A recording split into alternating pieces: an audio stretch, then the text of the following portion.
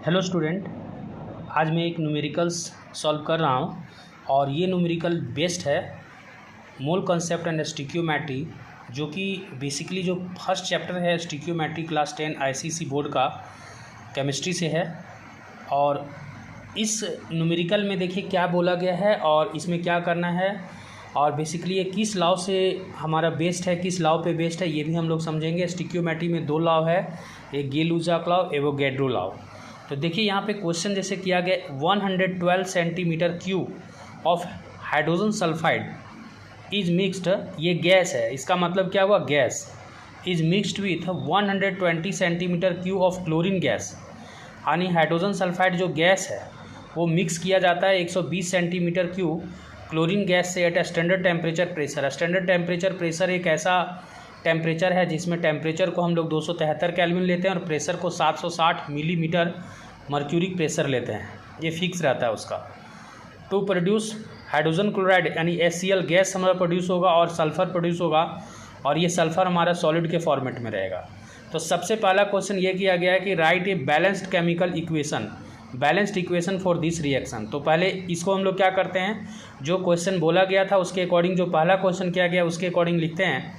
तो देखिए यहाँ पे हाइड्रोजन सल्फाइड जो है, हाइड्रोजन सल्फाइड ये जो है गैस है और ये मिक्स किया जा रहा है क्लोरीन गैस से। तो क्लोरीन गैस का हम लोग लिख देंगे और हम लोग के पास बन क्या रहा है, तो प्रोड्यूस हो रहा है HCl। तो HCl ये बन रहा है, जो ये भी गैस है, और एक सल्फ़र बन रहा है। तो सल्फ़र सॉलिड लिखा हुआ तो S लिख के छोड़ देंगे। हालांकि इसके बारे में कुछ भी हम लोग को नहीं करना है, क्यों? क्योंकि एक्चुअली ये जो लॉ है ना, ये लॉ जो है जैसे इतना सेंटीमीटर यानी वॉल्यूम के शो में, ये वॉल्यूम के शो में वॉल्यूम के रिस्पेक्ट में सारा चीज़ कैलकुलेशन किया गया। यानी गैसेस के बीच का रिएक्शन अगर वॉल्यूम में शो हो तो ये गे-लुसाक लॉ फॉलो करता है। गे-लुसाक लॉ क्या बोलता है कि जो भी गैसेस का रिएक्शन होगा और जो हमारा प्रोडक्ट होगा वो गैसेस का, वो सबको वॉल्यूम में शो करते हैं, यानी वॉल्यूम में दिखाते हैं, ठीक है, इन सिंपल रेशियो। तो बस यही है इसमें, और कुछ करना नहीं है। अब right a balanced chemical equation for this reaction and calculate. देखिए दूसरा चीज़ क्या पूछा था, कैलकुलेट द वॉल्यूम। सबसे पहले बोला ना कि बैलेंस्ड करना था, हाँ, तो बैलेंस हम लोगों ने किया नहीं। तो देखिए बैलेंस करते सबसे पहले हाइड्रोजन का बैलेंस किया जाता है। हाइड्रोजन यहाँ कितना एटम है, 2 है, यहाँ 1 एटम है, तो सबसे पहले यहाँ पे 2 डाल देंगे तो 2 HCl हो गया। अब दूसरा चीज़ों को भी देख लीजिए, सल्फ़र यहाँ पे 1 एटम है, यहाँ भी 1 एटम, ये तो बैलेंस हो गया। दूसरा नन मेटल में हम लोग चलते हैं, जैसे हाइड्रोजन के बाद ऑक्सीजन, ऑक्सीजन के बाद हम लोग नन मेटल, फिर मेटल का करते हैं, तो उसके अकॉर्डिंग हाइड्रोजन का हो गया। नन मेटल में क्लोरीन का 2 एटम है, यहाँ भी 2 एटम, यानी ऑलरेडी ये बैलेंस्ड हो गया, अब इसमें कुछ भी नहीं बचा है। हाइड्रोजन सल्फ़र का 1 एटम, यहाँ भी 1 एटम, हाइड्रोजन का 2 एटम, यहाँ 2 एटम हो गया। क्लोरीन का अगर देखें तो 2 एटम यहाँ है और यहाँ भी 2 एटम, 2 HCl, यानी ये भी 2 एटम हो गया, तो बैलेंस हो गया। अब यहाँ पे अगर वॉल्यूम में शो करते तो ये 1 वॉल्यूम हो जाएगा, ये भी हमारा 1 वॉल्यूम हो जाएगा और फिर ये हमारा 2 वॉल्यूम हो जाएगा इस तरह से। और इसके बारे में हमको कुछ लिखना नहीं है क्योंकि ये सॉलिड है। सॉलिड के बारे में यहाँ गैसेस के रिएक्शन में सॉलिड का कोई परिचर्चा नहीं होती है, तो इसके बारे में हम लोग को कुछ सोचना नहीं है। जो भी कैलकुलेशन करना है इन तीनों के को लेकर के ही करना है। अब देखिए यहाँ पे दूसरा चीज़ क्या पूछा था, राइट बैलेंस्ड केमिकल इक्वेशन भी हम लोगों ने लिख लिया, right balanced chemical for this reaction ये हो गया। अब दूसरा क्वेश्चन है calculate the volume of gases product form. तो कितना गैस का हमारा जो प्रोडक्ट होता है, कितना वॉल्यूम ऑफ गैस प्रोडक्ट किया, तो गैस क्या फॉर्म किया, HCl। सबसे पहले इसको वॉल्यूम में शो करते हैं, तो देखिए वॉल्यूम हमारा क्या सबसे पहले दिया था 112 सेंटीमीटर क्यूब H2S। तो ये H2S 112 सेंटीमीटर क्यूब है, तो ये भी 112 सेंटीमीटर क्यूब ही लेंगे और ये भी 2 × 112 सेंटीमीटर क्यूब ही लेंगे, इसको दिखाना नहीं है।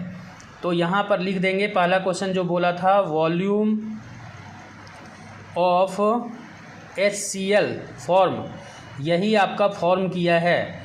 तो कितना फॉर्म किया है, देखिए 2 × 112, इसको मल्टीपल करके लिख देते हैं, 2 × 2 = 4, 2 × 1 = 2 और 2 × 1 = 2, 200 सेंटीमीटर क्यूब। तो एक आंसर आपका ये हो गया, जो गैसेस का फॉर्मेशन हुआ यही आंसर है, देखिए। और दूसरा आंसर हम लोग को क्या निकालना है कि composition of the resulting mixture, कितना रिजल्ट हम लोग का, यानी कंपोजिशन कितना बचा, कंपोजिशन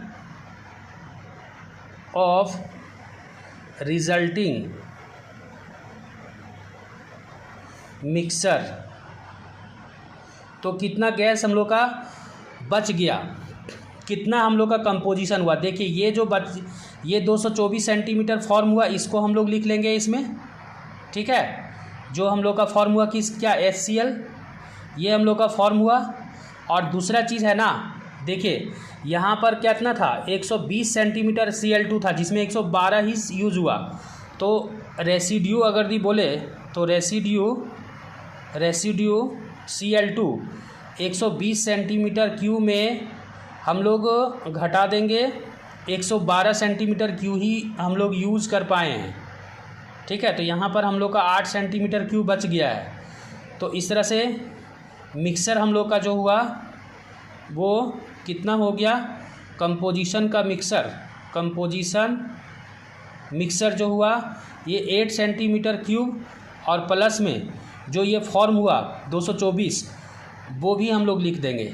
या अगर इसको बार बार नहीं लिखते हैं तो यहीं पर जैसे हम लोग लिखे थे कंपोजिशन ऑफ रिजल्टिंग मिक्सर में, यहीं पर हम लोग ये जो 8 सेंटीमीटर क्यू है इसको पहले दिखा लेंगे, उसके बाद इस तरह लिख करके हम लोग यहाँ पे शो कर देंगे तो भी चलेगा। जैसे यहाँ पे 8 अगर लिख देते हैं तो हम लोग का कितना हो जाएगा, 8 4 12, हाथ में 2 और 1 3 और 2 232 सेंटीमीटर क्यू। तो इस तरह से जो है सो ये दूसरा नंबर का जो आंसर है वो तैयार हो गया। तो इसको हम लोग हटा देते हैं, इसका हम लोग का ज़रूरत नहीं है, बार बार एक ही चीज़ को लिखने की ज़रूरत नहीं है।